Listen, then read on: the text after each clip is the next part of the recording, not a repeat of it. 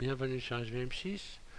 On va voir avec ce nouveau tutoriel comment animer ce texte et donc le faire tournoyer comme ceci en forme de tornade. Pour ce faire, on va utiliser les clés de forme. Pour ceux qui ne savent pas ce que c'est, bon, je vais déjà vous expliquer dans ce tutoriel, mais vous pouvez vous rendre sur SVM6, ma chaîne, où j'ai fait des tutos sur ce sujet. Donc je vais passer maintenant directement aux explications. Je vais couper ça et je vais passer sur un nouveau tableau. Donc j'ai déjà tapé mon texte. Pour ceux qui ne savent pas taper un texte, donc qui sont débutants, vraiment, vous rendez-vous sur un site qui va vous expliquer tout ça, qui s'appelle Étude Blender, qui est extrêmement bien fait. Pour les débutants, vous avez toutes les explications comment créer un texte et tout ce qu'il y a sur le texte. Pour les autres, j'ai donc tapé mon texte, je vais donc le transformer ce texte en objet. Je vais donc me rendre, après l'avoir tapé et extrudé, l'emmener en mode objet, puis je fais Alt C, je transforme mon texte en mèche à partir de courbes. Je vais donc, à partir de là, j'ai donc un texte qui est un objet. Je vais donc le positionner face à la caméra. Voilà, donc là je suis en vue de face et je vais donc mettre ma caméra sur ce texte pour qu'il soit à peu près centré comme ceci. Je vais lui redonner un centre puisque là on voit bien que mon manipulateur est donc pas placé au bon endroit. Je vais donc lui redonner un centre dans le tableau ici. Tout en haut, je clique à gauche, puis je vais dans définir origine vers géométrie. À partir de là, je peux faire tourner mon texte à partir de son centre, donc le faire tourner sur lui-même.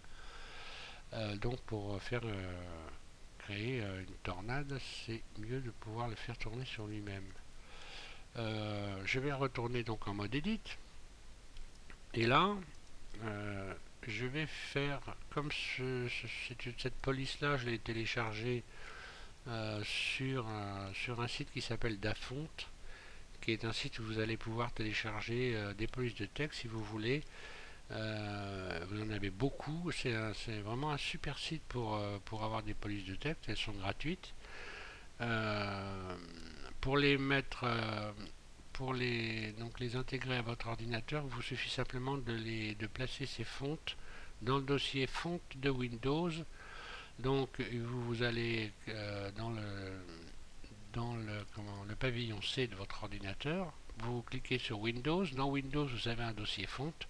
Et dans ce dossier fonte, vous pouvez glisser la fonte que vous, ou le fond, je ne sais pas si c'est féminin, masculin, peu importe.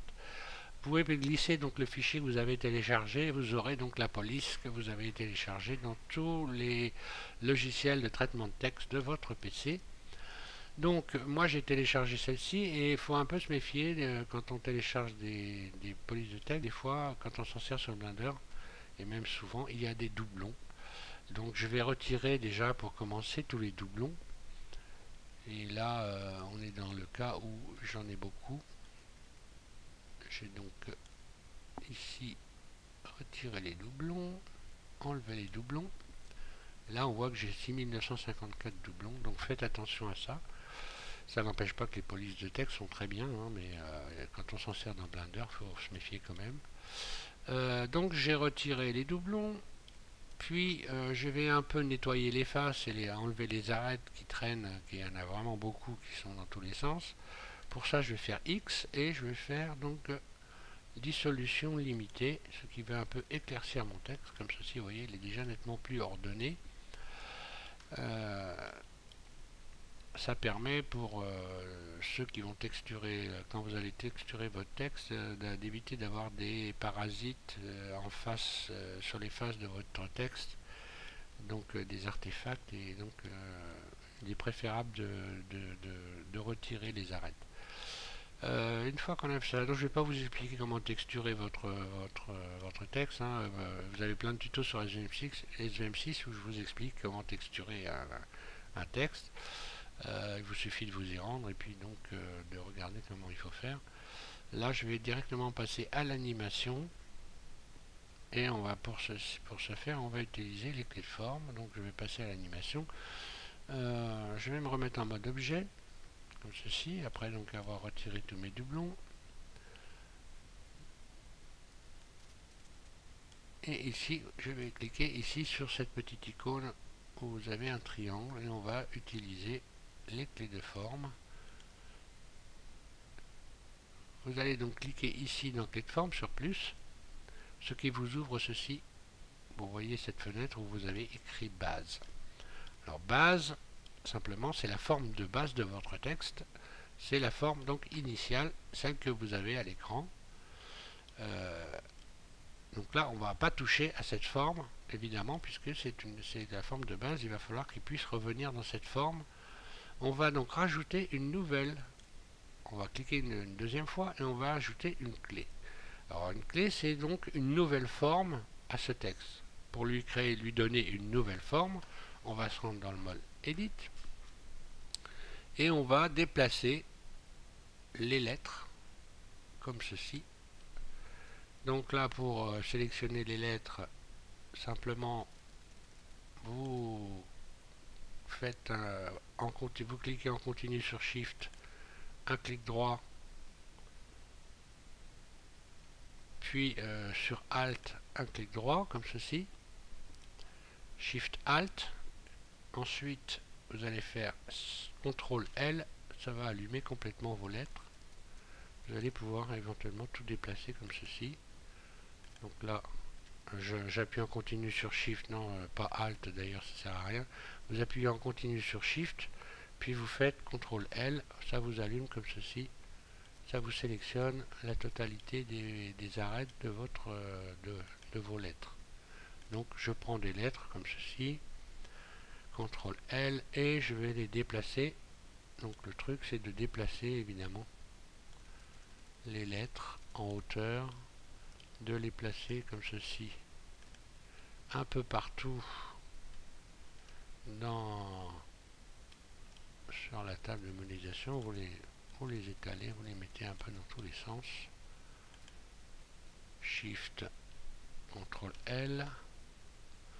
Je les déplace deux par deux pour gagner un petit peu de temps. Je vais reprendre deux ici. Shift, CTRL L. Puis celle-là, je vais la déplacer. Hop. Celle-là, je vais la déplacer. Allez hop, là, peu importe. Voilà. Donc, ce qui vous donne ceci quand vous vous mettez en vue de caméra. À partir de là, on a déformé donc notre texte en étalant les lettres. On a donc une clé de forme. Je vais revenir en mode objet, soit ici, soit sur la double flèche de votre clavier. Et je vais pouvoir ici, en appuyant en continu sur, en dessous, vous avez cette fenêtre. Vous appuyez en continu sur votre souris et vous bougez votre souris de droite à gauche. Et regardez ce qui se passe, votre texte s'étale. Votre texte prend la nouvelle forme en fait.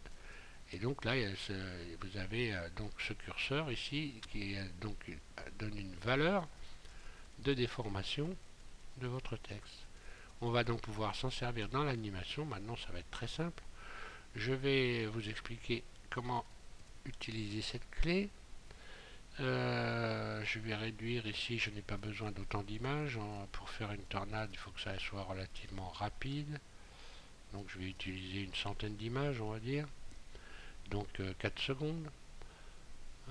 Donc ici vous avez la timeline, ce ne sont pas des minutes, hein, mais c'est bien un nombre d'images. Donc pour avoir un temps, une seconde de vidéo égale 25 images. Donc à partir du moment où vous bougez comme ceci votre curseur de 25 images, automatiquement cette période-là va correspondre à une seconde d'image. Donc pour commencer, on va déjà enclencher donc l'enregistrement ici, puis on va prendre le manipulateur ici de rotation, on va faire un clic gauche sur le bord comme ceci d'une poignée du manipulateur, ce qui allume la timeline. Ensuite je vais ramener ici un clic gauche mon curseur de timeline jusqu'au bout de mes 100 images et je vais appliquer ici une rotation en cliquant en continu sur la poignée de mon manipulateur, pour ceux qui ne sauraient pas, mais bon, j'espère pour vous que si vous faites si vous suivez ce tuto, vous avez un minimum quand même de pratique sur Blender. Donc là je lui ai attribué donc je l'ai animé, hein, on voit. Je reviens ici au bout de la timeline. Et là, cette fois-ci, je vais me servir de ma clé de la clé que j'ai créée, donc de déformation. Je vais faire un clic droit sur cette clé, sur cette fenêtre, et je vais faire insérer une clé. Elle s'est allumée comme ceci en vert. Donc ça veut dire que c'est bien opérationnel, que Blender a bien pris en compte. Donc que j'allais me servir des clés de forme. Je ramène mon curseur à un clic gauche ici sur le bout de la fenêtre et je vais déplacer. J'appuie en continu sur ma souris, je vais déplacer mon texte. Je vais déplacer donc ma valeur, ce qui va déplacer mon texte dans l'écran. Donc je vais vous faire une lecture, ce qui donne ceci. Mon texte tourne et se déplace. Alors comme je ne l'ai pas vraiment étalé beaucoup, ça s'étale pas beaucoup, mais bon, vous pouvez étaler davantage les lettres.